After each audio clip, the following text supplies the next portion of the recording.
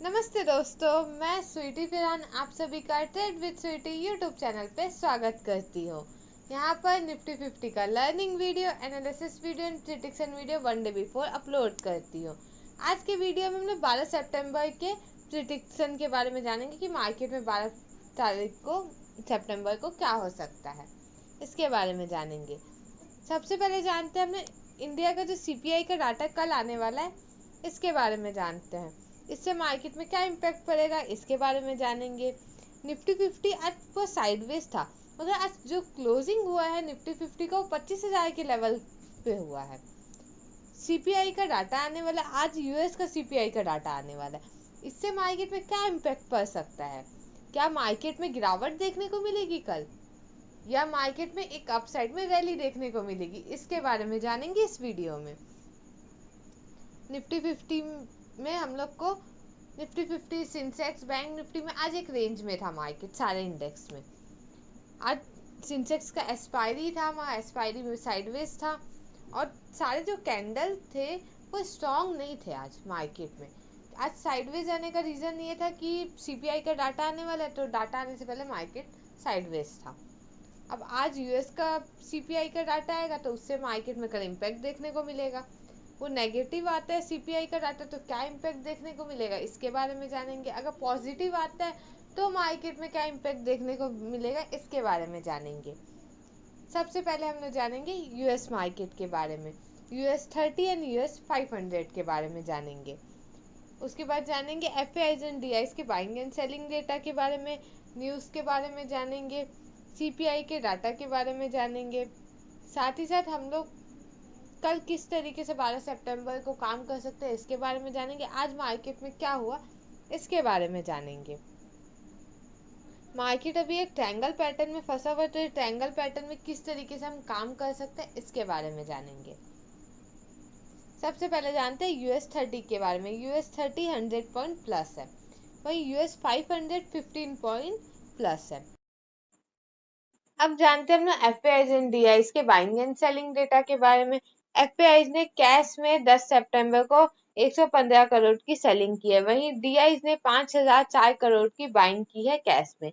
अब जानते हैं FAIs के इंडेक्स एंड फ्यूचर्स के बाइंग एंड सेलिंग डेटा के बारे में।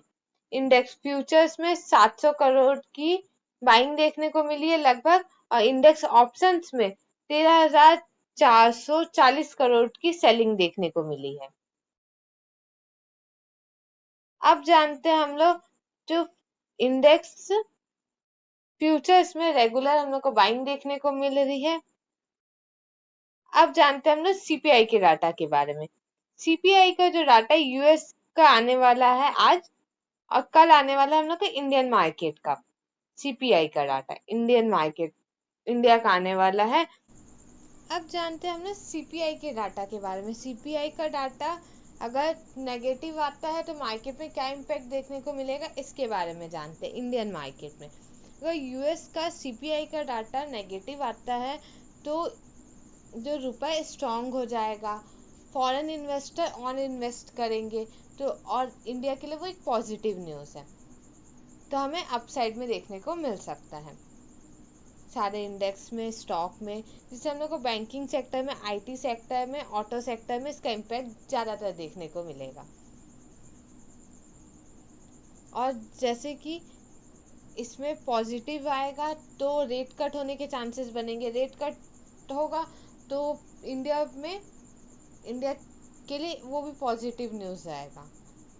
वही अगर US का CPI डाटा पॉजिटिव आता है तो हम लोग को डॉलर स्ट्रांग होते हुए दिखेगा, तो रुपए वीक होते हुए दिखेगा, तो वो एक नेगेटिव न्यूज़ है। रेट कट के भी जो चांसेस है वो भी नहीं होंगे, तो इसीलिए रेट और फॉरेन इन्वेस्टर जो है वो US में जाके इन्वेस्ट करेंगे, क्योंकि वहाँ का पॉजिटिव आएगा डाटा, इसीलिए। तो CPI के डाटा से मार्केट में क्या इम्पैक्ट देखने को मिल सकता है, इसके बारे में जाने। अब जानते हैं इंडिया का CPI का डाटा कैसा आ सकता है। इंडिया का जो CPI का डाटा चांसेस तो लग रहे हैं कि पॉजिटिव आएगा, जिससे मार्केट में पॉजिटिव इम्पैक्ट देखने को मिलेगा, जो कि हमारा 12 सितंबर को आएगा इंडिया का CPI का डाटा। अब जानते हैं आज मार्केट में क्या हुआ। आज मार्केट में एक ट्रायंगल पैटर्न बना हुआ है। ये ट्रायंगल पैटर्न बना हुआ है, और ट्रायंगल पैटर्न का ब्रेकआउट दे देता है, तो अप साइड में अगर स्ट्रॉन्ग कैंडल और वॉल्यूम के साथ ब्रेकआउट दे देता है तो हमें अप साइड में देखने को मिल सकता है। अगर नहीं देता है ये अप साइड में ब्रेकआउट और 24,900 को डाउन साइड में ब्रेक डाउन दे देता है, तो हमें नीचे के टारगेट देखने को मिल सकते हैं, जिसमें हम लोग को पहला 24,700 के लेवल्स देखने को मिल सकते हैं। सेकेंड लेवल हम लोग को देखने को मिल सकता है 24,550 का। उसके बाद हम लोग को 24,400 तक के लेवल्स देखने को मिल सकते हैं निफ्टी 50 में डाउन साइड में। आज मार्केट एक रेंज में था, पहले तो गैप डाउन ओपन हुआ मार्केट में। गैप डाउन ओपन होने के बाद मार्केट में एक स्ट्रॉन्ग कैंडल क्लोज हुआ, जो कि था हम लोग का ग्रीन कैंडल था, जो स्ट्रॉन्ग कैंडल और वॉल्यूम के साथ क्लोज हुआ। उसके बाद मार्केट एक रेंज में अटक गया दिन भर। अब जानते हैं हम लोग कल किस तरीके से काम कर सकते हैं हम लोग निफ्टी 50 में 12 सितंबर को, इसके बारे में जानते हैं। अब जानते हैं हम लोग निफ्टी 50 में 12 सितंबर को किस तरीके से काम कर सकते हैं, इसके बारे में जानते हैं। निफ्टी 50 में अगर 25,030 के आसपास कोई रेंज बनाता है, अप साइड में स्ट्रॉन्ग कैंडल और वॉल्यूम के साथ ब्रेकआउट देता है, तब हमारा फर्स्ट टारगेट आएगा 25,080 का, सेकेंड टारगेट आएगा 25,130 का, थर्ड टारगेट आएगा 25,150 का, जिसमें हम लोग 25,000 का कॉल ऑप्शन बाय करेंगे। अब जानते हैं डाउन साइड में किस तरीके से ट्रेड ले सकते हैं। अगर ये ट्रायंगल पैटर्न, ये जो ट्रेंड लाइन चल रहा है, अब ट्रेंड लाइन चल रहा है, इसका ब्रेक डाउन स्ट्रॉन्ग कैंडल और वॉल्यूम के साथ हो जाता है, जो कि हम लोग का 24,900 के लेवल पे, तब हमारा फर्स्ट टारगेट आएगा 24,850 का, सेकेंड टारगेट आएगा 24,800 का, थर्ड टारगेट आएगा 24,750 का, लास्ट टारगेट आएगा 24,700 का, जिसमें हम लोग 24,900 का पुट ऑप्शन बाय करेंगे। निफ्टी 50 में अगर हम लोग को ये दिखता है कि कल गैप डाउन ओपन होता है या गैप अप ओपनिंग होता है, तो जो हमारा फर्स्ट जैसे गैप अप ओपनिंग हो गया, तो ना फर्स्ट जो कैंडल रहेगा 5 मिनट का, उसका हाई और लो को मार्क करेंगे, और अगर अप साइड में ब्रेकआउट नहीं देता है मार्केट में और डाउन साइड में स्ट्रॉन्ग कैंडल और वॉल्यूम के साथ 5 मिनट के हाई पे 10 से 15 मिनट सस्टेन होता है, ब्रेक डाउन दे देता है वहाँ से, तो हमें ये देखने को मिल सकता है कि मार्केट कल गैप फिल कर सकता है, जो गैप डाउन ओपन हुआ है वहाँ पर। या निफ्टी 50 में अगर 24,900 को स्ट्रॉन्ग निफ्टी 50 में अगर 24,900 को 900 के आसपास गैप डाउन ओपन हो जाता है या कोई फास्ट सेलिंग देखने को मिलता है, यहाँ रेंज बनाता है और अप साइड में ब्रेकआउट देता है, या नहीं तो हम लोग को ये देखते हैं कोई रिवर्सल कैंडल बना के मार्केट अप साइड में जा रहा है, तब हमारा फर्स्ट टारगेट आएगा 24,950 का, सेकेंड टारगेट आएगा 25,000 का, थर्ड टारगेट आएगा 25,050 का, लास्ट टारगेट आएगा 25,100 का, जिसमें हम लोग 24,900 का कॉल ऑप्शन बाय करेंगे। अब जानते हैं हम लोग सेंसेक्स में 12 सितंबर को किस तरीके से काम कर सकते हैं, इसके बारे में जानते हैं।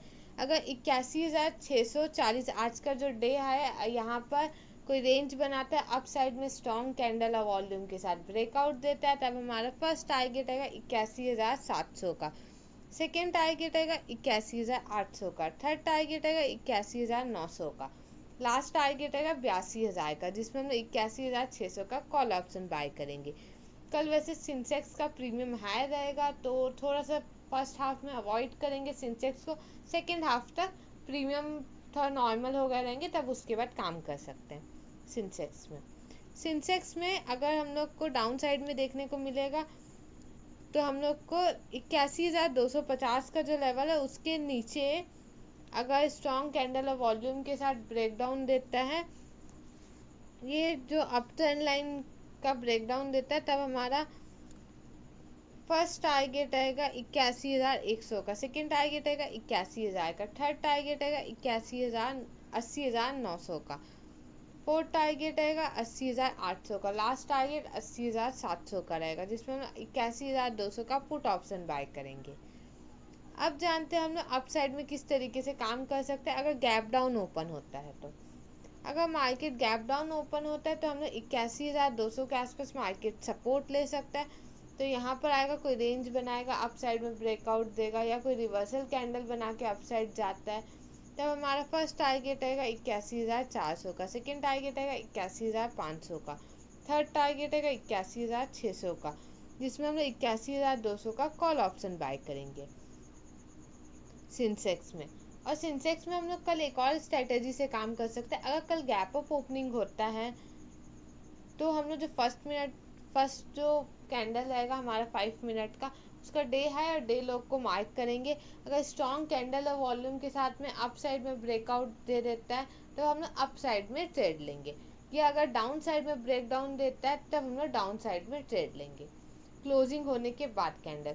अगर मार्केट अगर बीच में रहता है, अगर कोई बड़ा गैप अप ओपनिंग हो जाता है, तो हम लोग ये देखेंगे जो हमारा अप साइड का जो गैप जितना गैप मार्केट में पेंडिंग है, जैसे कि गैप अप ओपनिंग हुआ है तो जितना गैप फिल करने मार्केट आ सकता है। तो अगर अप साइड में कोई रेंज बनाता है और ऊपर साइड में स्ट्रॉन्ग कैंडल और वॉल्यूम के साथ ब्रेकआउट नहीं दे पाता है, वही रेंज बना के डाउन साइड में ब्रेकआउट दे देता है, तो हम लोग डाउन साइड में पूरा गैप फिल करने तक के टारगेट देखने को मिल सकते हैं हम लोग को कल, अगर ऐसा कोई ट्रेड एक्टिव हो जाता है तो बहुत बड़ा गैप अप या गैप अप ओपनिंग हो जाती है। तो ये चैनल को लाइक कीजिए, सब्सक्राइब कीजिए एंड शेयर कीजिए। नेक्स्ट वीडियो में हम लोग जानेंगे कि हम लोग 12 सितंबर को किस तरीके से काम किए, साथ ही साथ हम 15 सितंबर को किस तरीके से काम कर सकते हैं इसके बारे में जानेंगे। साथ ही साथ हम लोग यूएस के सीपीआई डाटा के बारे में और इंडिया के सीपीआई डाटा के बारे में जानेंगे नेक्स्ट वीडियो में।